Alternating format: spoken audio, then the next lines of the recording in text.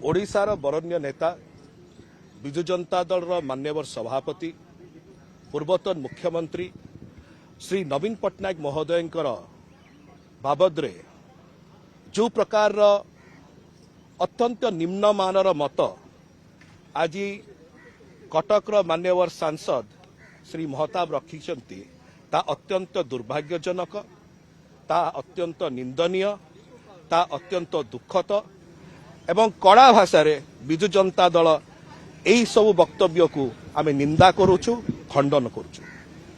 प्रथम विषय होची मान्यवर श्री महताब कहिसंती जे कांग्रेस जनता पार्टी को कुआडे विजु जनता दल एवं आमर सभापति श्री नवीन पट्टनायक महोदय समर्थन करछंती। ए संपूर्ण भूल, संपूर्ण कपोलकल्पित, संपूर्ण भ्रमात्मक। विजु जनता दलर फ्लोर लीडर पार्लियामेंटर श्री मानस रंजन मंगराज महोदय यही मंचरू विजय चौक रे गतकाली स्पष्ट करथिले कि विजु जनता दल कांग्रेस जनता पार्टी को समर्थन करू नाही। आमे छात्र आंदोलन को समर्थन करूछु। नीट रो जो प्रकार भावरे प्रघट घटिला, जो प्रकार भावरे स्कैम घटिला एवं सेथिपाई जो स्वतःप्रवृत्त भावरे भारत वर्ष सारा छात्र छात्री मानकर हृदय रे आवेग बढ़िला एवं प्रतिवाद बढ़िला, सेही प्रतिवाद सहित विजु जनता दल अछि, नवीन बाबू अछंती। द्वितीय प्रसंग कहिले कुआगला कि वायलेंस जोटा हेइथला सेटा को खंडन करागला नै।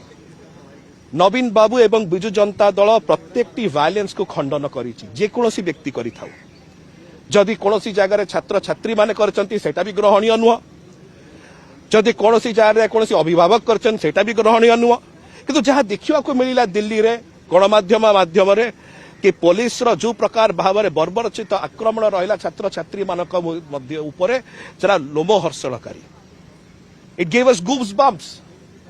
जो प्रकार भाव में अत्याचार करागला से आम स्वर उत्तोलन करथिले आमर नेता श्री नवीन पट्टनायक महोदय, एता भी स्पष्ट हवा दरकार। तृतीय विषय कहले रेजिग्नेशंस को लेकिन मु आशा करुଥିଲି मान्यवर श्री महताब महोदय जेहेतु विजु जनता दल रे लंबा समय धरी थिले से जानिथिबे कि नवीन बाबू का कार्यकाल रे 32 रु अधिक मंत्री माननकु रिजाइन करिया को पड़िथिला, न सेमान को काढी दिया जायथिला। 32 रु अधिक मंत्री माननकु डाटा उठी कि देखि दियंतु।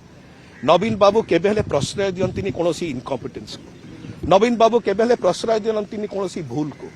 एथिपाई जेतेबेले कोनोसी जगह रे भूल हेइताय मंत्रिमंडल रु से मंत्री इस्तीफा देइथांती, नले काढी दिया जायथांती। अनेक नजीर रहिछि। सेटा जो कहिले कि रेजिग्नेशन डिमांड कर देले हुएनी सेटा भी ठीक नुह। नवीन बाबू को सरकार रे जे भूल करिछि तार मंत्री पद जाइछि। शेषर में एति कहिबी नवीन बाबू को ओडिशावासी भल पाते। आज आम सरकार रे थाउ न थाउ, आज आम गवर्नमेंट रे थाउ न थाउ, आज नवीन बाबू मुख्यमंत्री थांतु न थांतु, किंतु ओडिशावासी के हृदय रे आज भी से तांकर मुख्यमंत्री अछंती।